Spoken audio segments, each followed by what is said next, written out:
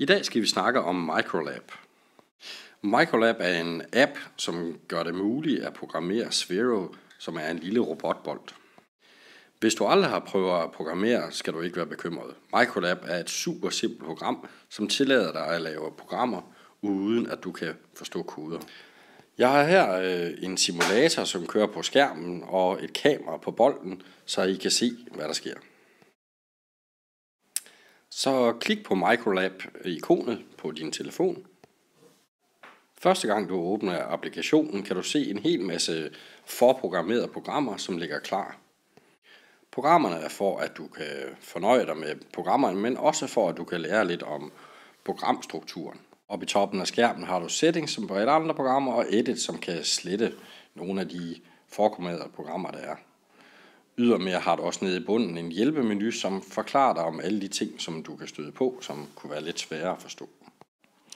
Den måske vigtigste knap er den, der hedder Create, så tryk på den. Det giver dig muligheden for at navngive den makro, du nu vil til at programmere.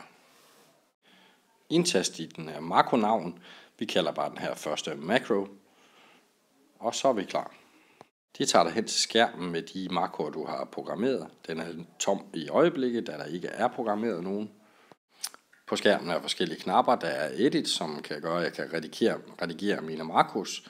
Der er også Share, som kan gøre, at jeg kan dele mine makroer med andre.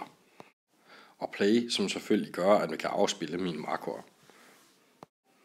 Hvis du trykker på Add, kan du nu selv begynde at programmere. Kommandoruden er delt op i forskellige kategorier. Lad os prøve at indtaste vores første kommando. Lad os prøve at skifte farve på Spheroen, så tryk på RGB. Og den vil vise os de sliders, der gør, at du kan skifte fra den ene farve til den anden. Det er meget simpelt. Du kan skifte farver. Der er rød, grøn og blå. Du kigger op på prikken oppe i toppen for at se, hvordan din farve er blevet. Men lad os nu bare køre med 100% blå.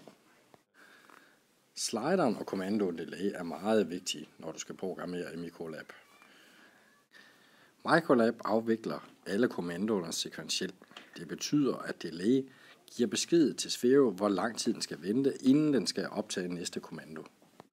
Så den her kommando ved 255 på delay gør, at Sphero holder en blå farve i cirka et kvart sekund, inden den går videre til næste. Så vi tilføjer den her kommando ved at sige Create. Så er den der. Og lad os prøve at tilføje en mere. Vi tilføjer en farve mere, og for den her gang vil vi prøve at tilføje grøn, så fuld 100% på grøn, og væk med den blå. Vi sætter den på optag, og vi sætter den på et kvart sekund, 225 millisekunder.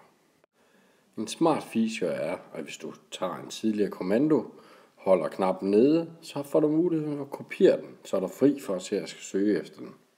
Så nu har jeg lavet min første makro, og nu vil jeg vise, hvordan man afspiller den. Det er blå, grøn og rød.